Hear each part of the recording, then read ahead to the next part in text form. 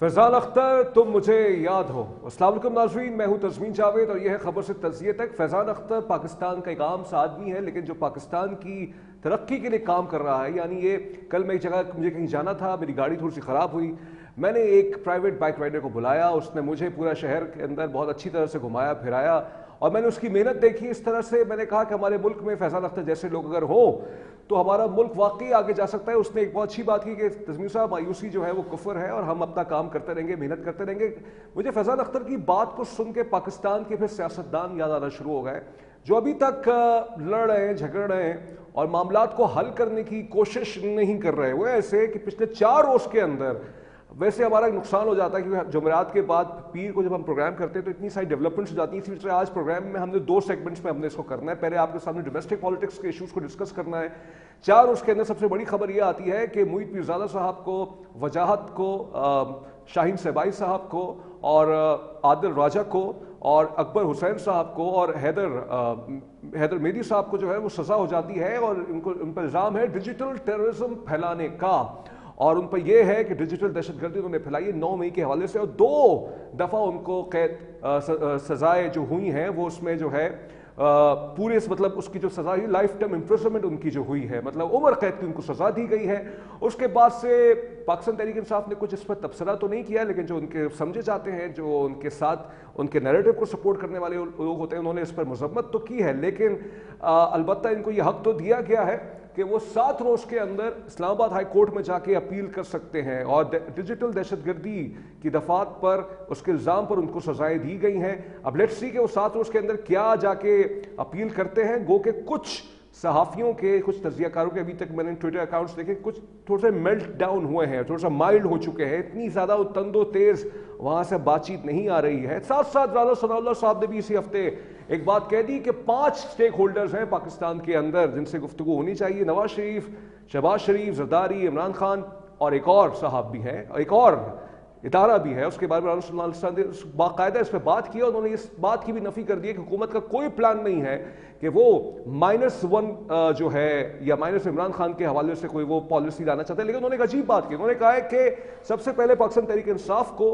अजीब क्या सही बात भी है ये, कि सबसे पहले उनको ये चाहिए कि अपने ट्रॉलर्स को कंट्रोल करें जो एक तरह से मुल्क में अफरा तफरी फैलाना चाहते हैं और सोशल मीडिया अकाउंट्स को उनको कंट्रोल करना पड़ेगा। उन्होंने यहाँ तक कहा कि तहरीक इंसाफ वाले स्टेट इंस्टीट्यूशंस पर तनकीद करना छोड़ दें। अगर उनको तनकीद करने का बहुत शौक है या उनको ट्रोलिंग करने की बात है तो हम पे करना वो शुरू कर दें। साथ साथ वहाँ से ये हाई फिर फवाद चौधरी साहब जो है कोशिशें कर रहे हैं, उनके साथ जो है फॉर्मर गवर्नर इमरान इस्माइल साहब नेशनल डायलॉग कमेटी के नाम पे उन्होंने कोशिशें कर रहे हैं कि वो सबको बुलाएं। नून लीग को उन्होंने दावत दी है, महमूद खान नचकज़ई यानी तहरीक तहफ़्फ़ुज़ ने पाकिस्तान को दावत दी है, उनके सरबराह हैं महमूद खान नचकज़ई साहब, उनको दावतें दी गई हैं कि आइए, और मिल बैठ के पीपल्स पार्टी को दावत दी गई है, मिल के बैठ के जो है मामलात को हल करते हैं।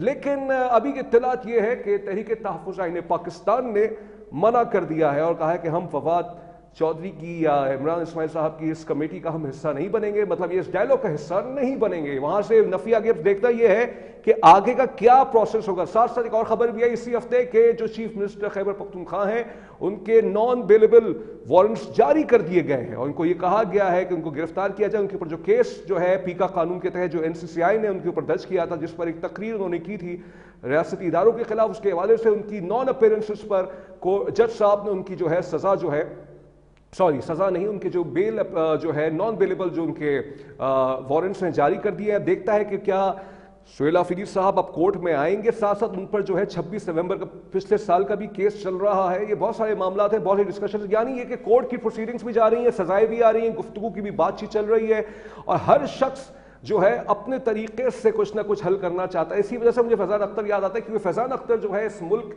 के एक आम आदमी है, वो मेहनत तो कर रहा है लेकिन उसकी जो वो मेहनत है, जो वो पैसा कमा रहा है, उसका इस मुल्क को वो कंट्रीब्यूट तो कर रहा है, लेकिन सियासतदानों की लड़ाई झगड़े देख के वो बहुत बहुत परेशान हो जाता है। इस हवाले से आज हमने जो दावत दी है, हमारे साथ मौजूद है मुबश्शिर मीर साहब, सीनियर तजियाकार हैं। बहुत शुक्रिया मुबश्शिर साहब, उनके साथ अभी कुछ दिनों में हमें ज्वाइन करेंगी नुसरत वाहिद साहिबा और फिर اب بلکہ آ چکی ہیں، نصرت وائد صاحب آ چکی ہیں، پھر جنید رضا صاحب بھی ہمیں جوائن کریں گے. آپ تینوں معزز مہمانوں کا بہت بہت شکریہ. مبشر صاحب، میں نے فیضان اختر کا اس لیے حوالہ دیا، ایک عام آدمی ہے اس ملک کا، وہ سب محنت کرتا ہے، لیکن جب یہ سیاست دانوں کو آپس میں لڑتا ہوا دیکھتا ہے اور کبھی گفتگو کی بات آتی ہے، کبھی کوئی انسان پیچھے ہٹتا ہے پھر آگے بڑھتا ہے، اسی کشمکش میں ایک عام آدمی جو ہے اپنی پوری زندگی گزار رہا ہے. بہت شکریہ. میرا خیال ہے کہ صرف سیاست دانوں کو دیکھ کے مایوس نہیں ہوتا، بلکہ اس پورے ملک کا نظام جو ہے، خاص طور پر جو اس کو یقیناً سامنا ہوتا ہے، جو پاکستان کا عدالتی نظام ہے، وہ سب سے زیادہ مایوس کن ہے. اور اس کی وجہ یہ ہے کہ آپ دیکھیں کہ اگر بھی کسی بھی ریاست کے اندر جو سٹیزن ہیں، ان کے درمیان اگر کوئی بھی ڈسپیوٹ جو ہے وہ پیدا ہوتا ہے، تو کون سا ایسا فورم ہے جو اس کا مسئلہ جو ہے وہ حل کر سکتا ہے؟ وہ پاکستان کی عدالتیں ہوتی ہیں، اور کسی بھی ملک کی عدالتیں ہوتی ہیں، جو شہریوں کے درمیان، جو اداروں کے درمیان جو ہے وہ ایک تصفیہ کا کام کرتی ہیں، انصاف فراہم کرتی ہیں، عدل کرتی ہیں. سب سے زیادہ مایوسی تو اس وقت میرا خیال ہے وہ پاکستان کے عدالتی نظام کو دیکھ کے ہو رہی ہے. پھر اس کے بعد آپ یہ دیکھیں کہ جو روزمرہ جو بھی لوگ کام کرتے ہیں، جن کا تھوڑا بہت جو ہے وہ پبلک انٹریکشن ہوتا ہے، انہیں پاکستان کے ہر صوبے میں پولیس سے واسطہ پڑتا ہے. تو پولیس سے وہ وہاں سے مایوس نہیں ہوتا. سیاستدان بھی اس کا ایک حصہ ہی ہیں کہ جو اسی طرح جو ہے وہ لوگوں کے ساتھ جو ہے وہ بیہیو کرتے ہیں یا آپس میں لڑتے ہیں. جس کو آپ لڑائی کہہ رہے ہیں، وہ ایک طرح کا جو ہے وہ میرا خیال اختلاف ہوتا ہے. اسے اس لیول کی اتنی بڑی لڑائی تو نہیں کہنا چاہیے، یہ سیاسی لڑائیاں ہوتی ہیں. اور یہ ایک طرح سے آپ کہہ سکتے ہیں کہ جب اگر پارٹیاں صحیح کام کر رہی ہوں یا پارٹیوں کے اندر جمہوریت ہو، تو پھر وہ نظریاتی طور پر ایک تو اختلاف ہو سکتا ہے، لیکن ویسے تو ہم انہیں نہیں کہہ سکتے کہ وہ ایک دوسرے کے دستوں گریبان ہو رہے ہیں. ہاں، الیکشن کے دنوں میں ایک سچویشن ڈیفرنٹ ہوتی ہے، اس وقت ایک طرح کی مخالفت ہوتی ہے، لیکن ادروائز آپ نے دیکھا ہے سیاستدان تو آپس میں بڑے شیر و شکر ہو کر بیٹھے ہوتے ہیں. اور اس وقت تو ملک کے اندر ایک الائنس کی حکومت ہے، اور اس الائنس کے اندر تو وہ لوگ آپس میں اکٹھے بیٹھے ہوئے ہیں جو کہ میرا خیال ہے ایک دوسرے کو بہت کچھ کہتے رہے ہیں، جیسے پیپلز پارٹی، جیسے ایم کیو ایم، جیسے مسلم لیگ نون. یہ کیا ایک دوسرے کی کم مخالفت کرتے رہے ہیں؟ لیکن جو اوورآل نظام ہے نا، ہمیں اس کو سامنے رکھ کے بات کرنا چاہیے. کہ وہ فیضان جس کا آپ تذکرہ کر رہے ہیں، وہ ظاہر ہے کہ اس کا واسطہ جو ہے وہ ایک لمیٹڈ صورتحال تک پڑا ہے، یا اس کا ایکسپیرینس اتنا نہیں ہے. لیکن ہم جب ایک براڈر لیول پہ ریاست کو دیکھتے ہیں، تو پاکستان کی ریاست کے اندر جو سب سے بڑا کرائسس ہے وہ ایک یہ انصاف فراہم نہ کرنے کا ہے، جس کی وجہ سے میرا خیال ہے کہ زیادہ انریسٹ ہے. اور وہ صرف کوئی کرائم کے حوالے سے انصاف فراہم کرنا نہیں، ہر لیول کے اوپر آپ دیکھیں عدالتوں کے اندر لاکھوں کی تعداد میں مقدمات جو ہیں وہ پڑے. وہ کن کے درمیان ڈسپیوٹ کی بات وجہ ہے کہ کے آپس کے ڈسپیوٹ ہے. ہاں، سیاستدانوں کو اس لیے ہم لوگ ٹارگٹ کر دیتے ہیں کیونکہ یہ پبلک ریپرزنٹیٹیوز ہیں، اور ظاہر بات ہے ہماری ان سے وابستگی ہے، اور ہم ان کو جتنا اختلاف کریں، ہم تنقید کریں، وہ ہمارے دروازے پہ آتے ہیں الیکشن میں ووٹ مانگنے، اور اپنے آپ کو اکاؤنٹیبل ٹھہراتے ہیں، چاہے وہ کسی بھی پولیٹیکل پارٹی سے. اسی وجہ سے میں نے یہ بات رکھی. لیکن جنید رضا صاحب ہمیں جوائن کر چکے ہیں، سینئر تشریح. جنید صاحب یہ بتائیے گا، جو سزائیں ہوئی ہیں معید کو، وجاہت صاحب کو، اور یہ جو عادل راجہ صاحب کو، شاہین صہبائی کو، یہ سزائیں ڈیجیٹل ٹیررزم کے نام پہ ہوئی ہیں. آپ ماشاءاللہ سے سوشل میڈیا کے ڈائنامکس کو بہت بہت بہت باریک بینی سے سمجھتے ہیں، دیکھتے ہیں کہ کون سی ٹویٹ جو ہے وہ اگنائٹ کر سکتی ہے چنگاری کو، کون سی ٹویٹ پولیٹیکلی موٹیویٹڈ ہے. بہت سے لوگ کلیئرٹی کے ساتھ نہیں لکھتے، لیکن کنائے اشاروں میں بات کر جاتے ہیں. یہ جو سزائیں ہوئی ہیں 9 مئی کے کیسز کے حوالے سے ان سب کو، اور پھر ان کو 2 دفعہ جو ہے سزائیں جو سزائیں جو سنائی گئی ہیں، جو عمر قید کی سزا سنائی گئی ہے، جسٹیفائیڈ ہے یا اور کچھ سنانا چاہیے تھا ان کو؟ سب سے پہلے تو السلام علیکم ورحمۃ اللہ وبرکاتہ سب کو. اچھا دیکھیں، یہ ایک مقدمہ اور آپ نے کہا کہ یہ ایک سزا ہوئی ہے، تو پہلے تو میں یہ بتا دوں، اس سے پہلے عادل راجہ کو یو کے میں بھی سزا ہوئی ہے، اس سے 10 دن پہلے. اس سے پہلے ان کو ایک سزا یو کے اندر ہوئی، جس میں ان کو کہا گیا کہ 21 دن آپ اپنے ڈیجیٹل میڈیا کے پلیٹ فارمز پہ اپنی اپالوجی بھی ڈالیں گے. اور اس کے بعد انہوں نے 2 دن اپنی اپالوجی، 3 دن ڈالی بھی، پھر وہ اپیل میں چلے گئے. وہ سزا کیوں ہوئی ہے؟ وہ سزا جھوٹ پھیلانے پہ ہوئی، وہ سزا انتشار پھیلانے پہ ہوئی، وہ فیک نیوز کے اوپر وہ سزا ہوئی، وہ غلط چیزوں کو امپریشنیٹ کرنے پہ سزا ہوئی. اچھا وہ سزا ڈسکس نہیں ہو رہی. جو وہ یو کے کا نظام معیار عدل جس کو کہ کتابی عدل بنا کے ہم کو صبح دوپہر شام عادل راجہ بتاتے تھے کہ یو کے کا نظام ایسا ہے اور یو کے کا نظام ایسا، اس یو کے کے نظام نے ان کو ٹانگ دیا، اس یو کے کے نظام نے ان کو سزا دیتی. اور تزمین بھائی آپ مجھ سے بات کر رہے ہیں کہ جی وہ ڈیجیٹل دہشت گردی کے اس کے اندر 9 مئی کے اندر ان کو سزا ہو گئی. ارے 9 مئی کی سزا کو چھوڑے، 9 مئی کی سزا سے پہلے تو وہاں سزا ہوئی ہے. 21 دن اپالوجی کریں گے، معافی مانگیں گے، جرمانہ دیں گے اور پھر ڈپورٹ بھی ہوں گے. ٹھیک ہے جی صاحب، لیکن اس پہ ہم نے باقاعدہ پروگرام کیا تھا. عادل راجہ کی جب یہ سزا ہوئی تھی یو کے سے معافی کی بات کی گئی تھی، ہم نے اس پلیٹ فارم میں، مجھے نہیں معلوم کچھ اور چینل سے کیا ہو نہیں کیا ہو، ہم نے تو باقاعدہ اس میں 40 منٹ گفتگو کی ہے. لیکن بہرحال یہ بات تو بالکل کریکٹ ہے. ہمیں نصرت بھائی صاحب ہیں ہمارے ساتھ موجود؟ اچھا وہ ابھی نہیں ہے. بہرحال مبشر صاحب، what are your comments on this latest جو سزائیں ہوئی ہیں ان کو، یہ جتنے بھی وہاں سے باہر جو ہیں؟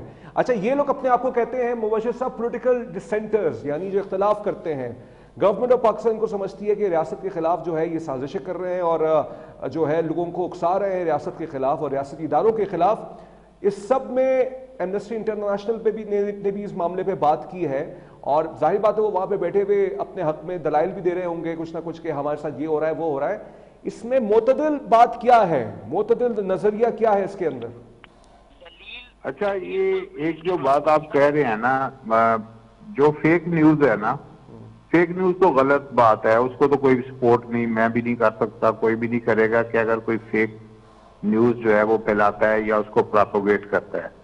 لیکن آپ کا یہ جو جملہ ہے کہ ریاست کے خلاف، اب آپ ریاست کو ڈیفائن کر دیں کہ ریاست کے خلاف کون بات کرتا ہے، کون ریاست کو کیسے ڈیفائن کریں گے آپ؟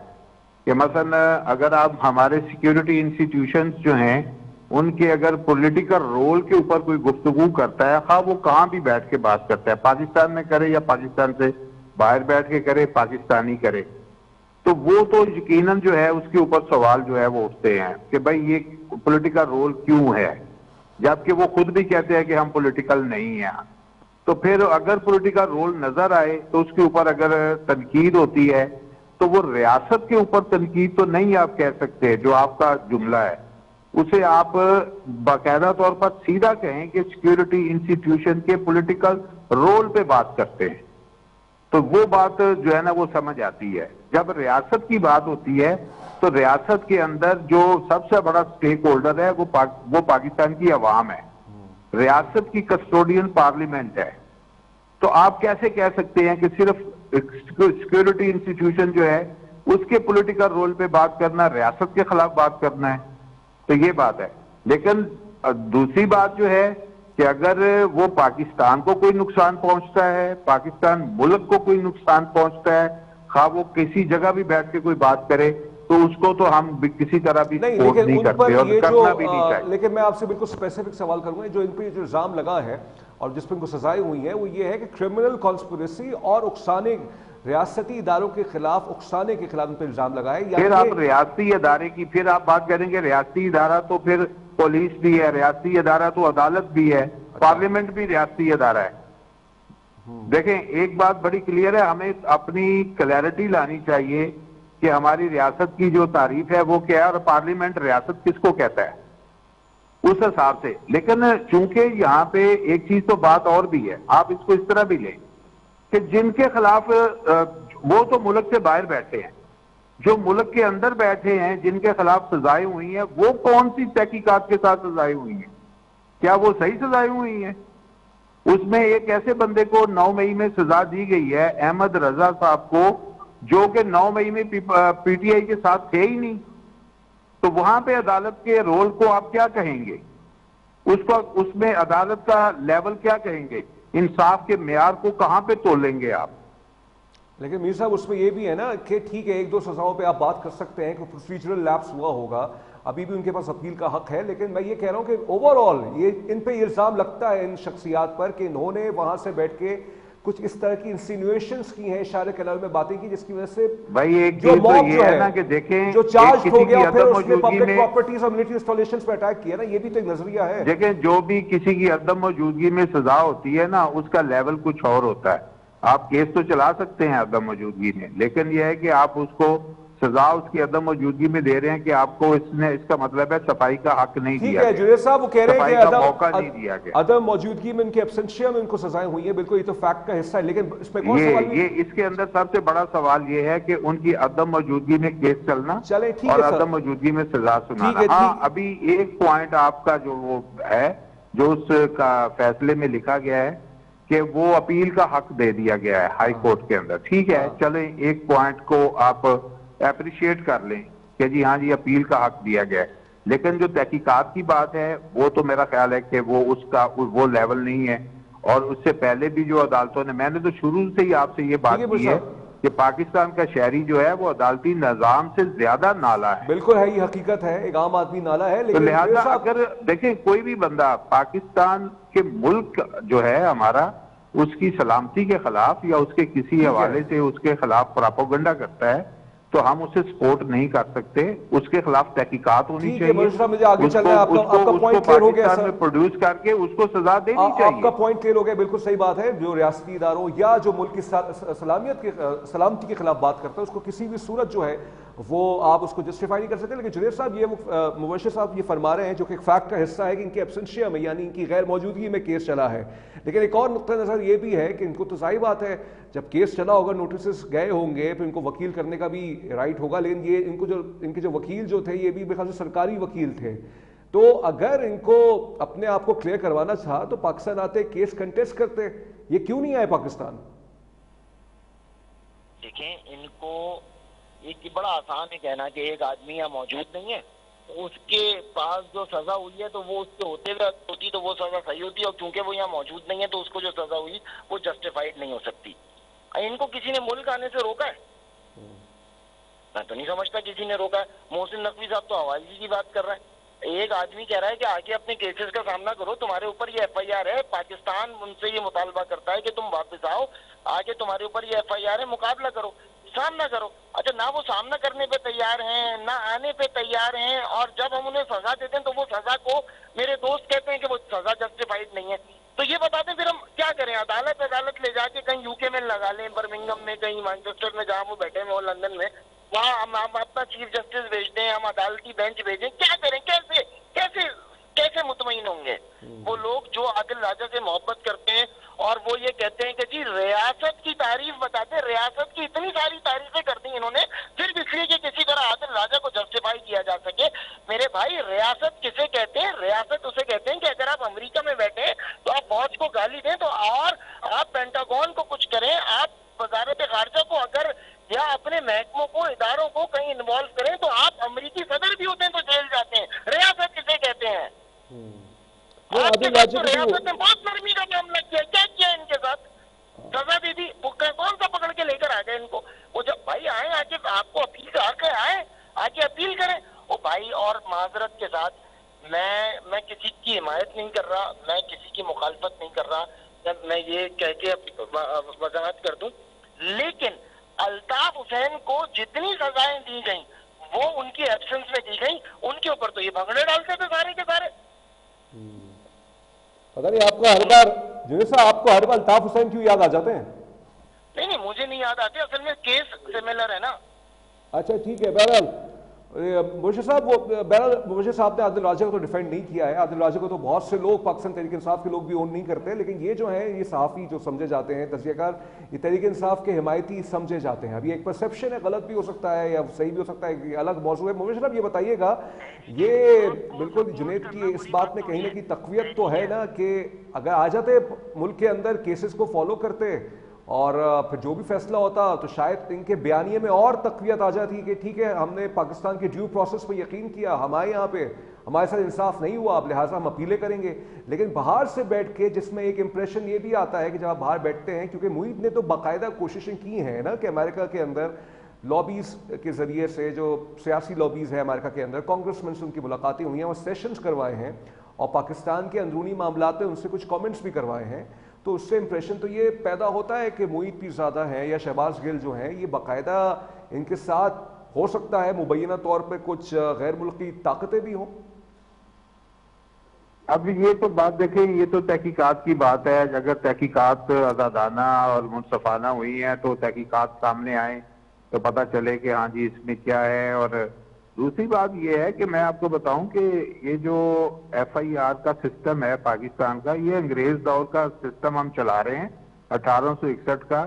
یہاں پہ ان لوگوں کے خلاف بھی ایف آئی آر ہو جاتی ہے جو پاکستان میں رہتے ہی نہیں ہیں. تو کیا وہ کیا کریں آپ کے کہ بلکہ ایسے میں خود کیس جانتا ہوں کہ جہاں پہ دو خاندان آپس میں لڑتے ہیں، ایک کا جو ہے وہ رشتہ دار جو ہے وہ یورپ یا امریکہ میں رہتا ہے، ایف آئی آر میں اس کا بھی نام لکھوا دیتے ہیں اور یہاں کا سسٹم اس کے خلاف ایف آئی آر کاٹتا ہے. تو کیا یہ آپ کا پہلے تو اپنے سسٹم کو تو دیکھیں کہ کیا جسٹیفائی ہوتی ہے ایف آئی آر کسی کے خلاف کے نہیں. ہاں جو ایک بہت ہی کلیئر کٹ بات میں پہلے بھی کر چکا ہوں، دوبارہ کہہ دیتا ہوں، جو میرے بھائی بیٹھے ہیں ان کو شاید اگر نہیں سمجھ آئی تو وہ یہی ہے کہ بھائی اگر ہمارے ملک کی سلامتی کے خلاف کوئی بات کرے تو ہم اس کو کوئی سپورٹ نہیں کرتا بھائی. اور اس کے خلاف تحقیقاتی نظام جو ہے وہ ہمارا اچھا اور بڑا آزادانہ منصفانہ ہونا چاہیے. پھر اس کے بعد ہم اس ملک سے مطالبہ کر کے اس بندے کو اپنے ملک میں پروڈیوس کریں. اگر ہم نے لکھ کے دیا ہے کہ ہمیں یہ بندے مطلوب ہیں یا اگر وہ ان کا کوئی ایسا کرائم ہے تو انٹرپول کے ذریعے بھی ان کو جو ہے وہ پروڈیوس کیا جا سکتا ہے. ایسی بات نہیں ہے. تو ہم اپنے جو پراپر ٹولز ہیں، جو پراپر اس کا پروٹوکولز ہیں، اس کے مطابق ہم اگر پاکستان کے جو بھی قصوروار ہیں ان کو دنیا کے کسی خطے سے بھی پاکستان لا سکتے ہیں ہم، تو لا کر یہاں پہ ان کا ٹرائل کریں. کون منع کر رہا ہے اس چیز کو؟ لیکن یہ ہے کہ جو جس طرح کی تحقیقات کا صورتحال، اور وہ میں پہلے بھی اگزامپل دے چکا ہوں، جو یہ ملک سے باہر بیٹھے ہوئے ہیں یہ تو کچھ بھی بول رہے ہیں، ٹھیک ہے اس سے ہم اتفاق نہیں کرتے، لیکن جو پاکستان کے اندر لوگ جو ہیں وہ انصاف کو ترس رہے ہیں. ابھی آپ کے سامنے ایک انٹرویو چلا ہے انجینئر محمد مرزا کا، جس نے خود کہا ہے کہ وہ جیل میں رہ کے آیا ہے، اڈیالہ جیل میں. اس نے کہا ہے کہ 3 سے 4 ایسے میں نے کیس دیکھے ہیں وہاں پہ جن کو غلط سزائیں ہوئی ہیں. تو آپ مجھے بتائیں آپ کے عدالتی نظام پہ، آپ کی پروسیکیوشن پہ، آپ کے سسٹم پہ کسی کا اعتبار ہو سکتا ہے کیا کہ کوئی آ کے اپنے آپ کو پیش کر دے؟ لیکن اس میں صاحب انہوں نے یہ بھی تو فرمایا اس انٹرویو میں، جو لوگ جیلوں میں بیٹھے ہیں. ٹھیک ہے آپ کا نقطہ کلیئر ہے، آپ کا نقطہ کلیئر. مشرف اس میں یہ بھی تو فرمایا ہے انجینئر نے کہ خان صاحب اگر مطلب جیل میں ٹھیک ہے ان کی فیسلٹیز اتنی کوئی خراب بھی نہیں ہے. ہیلو جی میر صاحب میں کہہ رہا ہوں انجینئر نے یہ بھی فرمایا ہے کہ اس انٹرویو میں کہ خان صاحب کو جو فیسلٹیز دی جا رہی ہیں وہ مناسب ہیں، اتنی زیادہ مطلب جو پی ٹی آئی والے جو پروپیگنڈا کرتے ہیں. آپ کو یہ زیادہ یاد ہے، آپ کو مرغی اور دیسی گھی یاد ہے، لیکن جو اس نے کہا ہے کہ بے گناہ لوگ بھی جیل میں تھے وہ آپ کو یاد نہیں آئے. نہیں یاد ہے، وہ بھی یاد ہے. اصل اس کی گفتگو وہ ہے جو میرا خیال ہے سننے والی ہے. پہلے 22 منٹ سنیں، اس کے اوپر اس نے کہا ہے کہ بے گناہ لوگ میں نے وہاں پہ آبزرو کیے ہیں.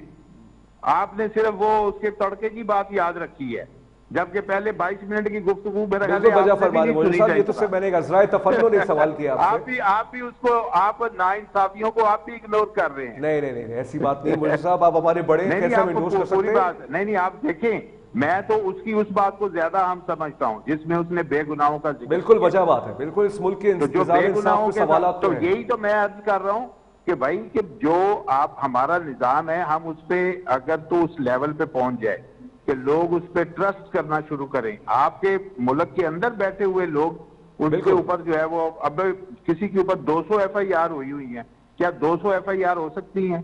یہ جو 9 مئی کا ہم بات کرتے ہیں، ایک ہی وقت میں 2 شہروں میں ایک بندے پہ ایف آئی آر، کیا ایک ہی وقت میں ایک ہی ٹائم پہ وہ 2 شہروں میں جا کے آگ لگا سکتا تھا یا آگ لگا سکتی تھی؟ ٹھیک ہے بالکل جنید صاحب، یہ ایک تو ٹھیک ہے وقت مختصر سا رکھا ہے. جنید صاحب اس پہ بھی آپ تھوڑا سا کامنٹ کیجیے گا. دوسرا آپ نے زورین نظامانی جو ایک بچہ ہے امریکہ میں ہوتا ہے، اس نے ایک آرٹیکل لکھا. اب مجھے نہیں پتا who was an intelligent person کہ جس نے کہا کہ آرٹیکل ہٹا دو. غالباً اس کے ساتھ اس کو فائدہ ہو گیا بہت، لیکن پھر پاکستان تحریک انصاف نے اس کو پورا کیشن کرنے کی کوشش کی. and tried to spin his narrative, his article in their favor, जिसमें बाद में उनके पेरेंट्स भी आ गए, जो कि आपको मालूम है मशहूर एक एक्टर्स और एक्ट्रेसेस हैं, उन्होंने डिसोन किया. फिर उसने भी कहा, उसका खुद एक आया है कि मेरा I have nothing to do with any political party, this is my opinion. और बूमर जनरेशन, जेन ज़ी जनरेशन पे एक राय तो होती है.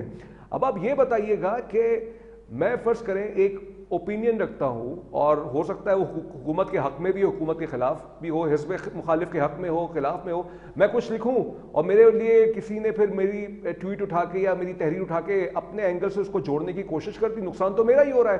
तो ये तो बहुत ही नादान तो साबित हुए इस बच्चे के. जी तज़मीन भाई, सबसे पहले तो मैं आपको ये बताऊं कि ये आर्टिकल जिसने भी वहां से रिमूव करवाया उसने निजामी साहब को फेवर किया. उस आर्टिकल में कोई ऐसी चीज थी नहीं. वो एक सादा सी अंग्रेजी के अंदर छपा हुआ एक बहुत सादा सा आर्टिकल था, जिसके अंदर लिखा हुआ था कि ओल्ड एज के जो लोग हैं जो पॉलिटिक्स करते हैं, उसकी समरी ये थी कि जो उनको यंग लीडरशिप से अपने आप को तब्दील करना चाहिए और करवाना चाहिए. ये मुल्क जो है वो यंग लीडरशिप की तरफ जाना की डिमांड कर रहा है. अच्छा, बात भी सही है. तहरीक इंसाफ की बारीक वारदात सुनिए. अब तहरीक इंसाफ ने क्या हरकत की? तहरीक इंसाफ ने सबसे पहले तो उसको जोड़ा कि जी ये जो बड़े मियाँ हैं, ये एक आसिफ अली जरदारी हैं, एक मियाँ मोहम्मद नवाज शरीफ हैं, जबकि खुद खत्ताब की उम्र 72 साल है. अच्छा, तहरीक इंसाफ ये किसी को नहीं बता रही कि उनका अपना लीडर भी एक बुढ़ा आदमी है, लेकिन वो अगर कहते हैं कि जी ओल्ड एज पॉलिटिशियंस की बात हो रही है ना, तो वो ओल्ड एज पॉलिटिशियंस में काउंट करते हैं आसिफ अली जरदारी को और मियां मोहम्मद नवाज शरीफ को. अब इसके आगे की बारीक वारदात सुने कि आगे की बारीक वारदात ये है कि तहरीक इंसाफ ने ये आर्टिकल, मेरे पास जो मुखबिरी है वो ये कि एक्सप्रेस ट्रिब्यून से खुद तहरीक इंसाफ ने इस आर्टिकल को रिमूव करवाया. ये ब्रेकिंग दे रहे हैं आप, ये ब्रेकिंग न्यूज दे रहे हैं आप. मैं आपको बिल्कुल ब्रेकिंग न्यूज दे रहा हूँ और मैं आपको वक्त आने के ऊपर इसका एविडेंस भी दूंगा. अच्छा, मेरे पास इसका एविडेंस भी मौजूद है. नहीं तो तहरीक इंसाफ ने कैसे हटाया? उनकी तो हुकूमत नहीं है, कैसे हटा सकते हैं वो? देखिए, तहरीक के कोई हुकूमत ने ना लगवाया था ना हुकूमत ने हटाया था, ये एडिटर ने लगाया था और एडिटर ने हटाया है. अच्छा, नहीं तो क्या प्रेशर नहीं आता मीडिया पे? इन्वेस्टिगेशन करें कि एक्सप्रेस ट्रिब्यून के अंदर इस वक्त कौन सा ऐसा एडिटर है जिसकी बेगम पाकिस्तान तहरीक इंसाफ की कभी एमपीए भी रही है और अभी भी है. अच्छा, बहरहाल मेरे पास ये मुखबरी है कि ये आर्टिकल तहरीक इंसाफ ने खुद रिमूव करवाया, और ये आर्टिकल रिमूव करवाने का बुनियादी मकसद सिर्फ और सिर्फ एक था कि इस आर्टिकल को कैश किया जाए, इस आर्टिकल की हाइड बनाई जाए. और वरना ये आप, अच्छा अब ये हुआ क्या, छोटे निजामी साहब ने अपना एक ट्विटर हैंडल बना लिया और उन्होंने वहां पे ये मौक़िफ़ दिया कि भाई मेरा किसी भी पॉलिटिकल पार्टी से कोई ताल्लुक नहीं है और मैं एक बिल्कुल न्यूट्रल आदमी हूँ. लेकिन उनके तमाम आर्टिकल को और उनके हैंडल को जो हाईजैक इस वक्त किया हुआ है वो किया हुआ है वजाहत सईद ने, वो किया हुआ है आदिल राजा ने, वो किया हुआ है इमरान रियाज खान ने. ठीक है. अच्छा, अब क्या होता है, यहाँ फॉलोइंग का गेम है. मुझे बात मुकम्मल करने दीजिए. फजीला काजी के और कैसर भाई के जो साहबजादे हैं, इनकी अब यहाँ गेम फॉलोइंग का शुरू हो गया ना. अब इमरान रियाज ने या आदिल राजा ने या किसी और ने अपनी फॉलोइंग से इस आर्टिकल को वायरल करवाया. जब ये आर्टिकल वायरल होता है तो अब उसका जो छोटे निजामी साहब हैं, छोटे निजामी साहब का जो हल्का है वो ऑटोमेटिकली वजाहत सईद हो गया, इमरान रियाज हो गया, आदिल राजा हो गया. अब आप डॉट्स मिलाइए, जब उस आर्टिकल को अगर एक्सप्रेस ट्रिब्यून पे वो लगा रहता तो शायद ट्रिब्यून के ऊपर कोई 500 लोग पढ़ लेते, शायद 1000 लोग पढ़ लेते, कोई ट्रिब्यून कोई तीर मारता तो 2-4 हजार बंदों को बढ़वा देता. लेकिन उसका स्नैपशॉट लेकर जो वक्त कम है, लेकिन इस हवाले से जो आपने क्लेम किया है, दावा किया है, एक्सप्रेस ट्रिब्यून के एडिटर साहब जो भी हैं वहां पे, उनको ये हमारा प्लेटफॉर्म हाजिर है, वो आपके आप अपनी क्लैरिटी आके दें. और मैंने वहां जाके जब चेक किया तो पुराने आर्टिकल्स उसके मौजूद हैं और इसी मौजूदात पे वो लिख रहा है पिछले 1-2 हफ्ते के अंदर. लेकिन इस आर्टिकल में ऐसा किया था जो हटा गया. मुवज्जिह साहब, बिल्कुल 30 सेकंड है हमारे पास, आप इस पर कुछ तबसरा करना चाहेंगे इस मौजू पे? मुझे तो भाई की गुफ्तगू सुन के ऐसा लगा है कि जो ये सारा सेटअप है जो आदिल राजा का, ये तो इतना बड़ा ताकतवर सेटअप है कि ये तो किसी को कुछ भी बना सकता है और किसी का कुछ भी बिगाड़ सकता है. انہوں نے تو ان کی طاقت کو اس طرح تسلیم کر لیا ہے. حالانکہ میرا خیال ہے کہ جو آرٹیکل ہے اس میں جو نوجوان جو وہاں سے بیٹھ کے لکھ رہا ہے نظامانی جو ہیں انہوں نے سسٹم سے بیزاری کا اظہار کیا ہے. انہوں نے نوجوانوں کی کیفیت بیان کی ہے اور وہ کیفیت کوئی غلط کیفیت نہیں ہے. ہم دیکھ رہے ہیں کہ جو نوجوان پڑھنے کے لیے جا رہے ہیں ان کو آف لوڈ کیا جا رہا ہے. وہ دیکھیں ایک انریسٹ کریٹ ہوا ہے ان نوجوانوں کے اندر. پھر جو ان کو نیریٹو دیا جا رہا ہے انہوں نے کہا ہے کہ جو نیریٹو آپ ہمیں دے رہے ہیں اتنے سالوں سے یہ آبسلیٹ ہو گیا ہے, یہ ختم ہو گیا ہے اور نئی جنریشن کے پاس کمیونیکیشن کے ذرائع اتنے زیادہ ہیں کہ We would love to have this discussion some other day. بہت آپ نے صحیح بات کی ہے, اس پر باقاعدہ ایک پروگرام کرنا چاہیے اس آرٹیکل کے. واسطے آپ کا بہت شکریہ مبشر میر صاحب, آپ کا بہت شکریہ جنید رضا صاحب. اور ایک آپ بیچ میں تصویر دیکھ رہے ہوں گے نصرت واحد صاحبہ, انہوں نے ہم سے کمٹمنٹ کی تھی کہ وہ آئیں گی لیکن ایز یوزول وہ نہیں آئیں. ہمیں بہت افسوس ہوا, انہوں نے ہم سے کمٹمنٹ کر کے بھی وہ نہیں آ پائیں. لیکن بہرحال ہمارا پلیٹ فارم کے لیے بھی حاضر ہے, وہ بھی آ کے پاکستان تحریک انصاف کا نیریٹو یہاں پہ آ کے بیان کریں. تو یہ تھا آج کا ایک سیگمنٹ ملک کی سیاست پر. چونکہ میرے پاس بہت سی خبریں ہوتی ہیں, نیکسٹ سیگمنٹ میں لے کے آ رہا ہوں ایران کے اندر کیا چل رہا ہے, اصل صورتحال وہاں پہ کیا ہے, ایران سے ہی معلوم کریں گے. وہاں پہ موجود جو لوگ ہیں, ہم ویسٹرن میڈیا پہ اس حوالے سے ریلائز نہیں کریں گے کیونکہ وہ بائسڈ کنسیڈر کیے جاتے ہیں. اور جو دا ٹائمز کی رپورٹ اس کے بارے میں کہا جا رہا ہے جو اس کی رپورٹر ہیں وہ تل اویو بیسڈ ہیں, یعنی وہ اسرائیلی ہیں. اس وقت بریک لیتے ہیں, بریک کے بعد پھر سے آتے ہیں.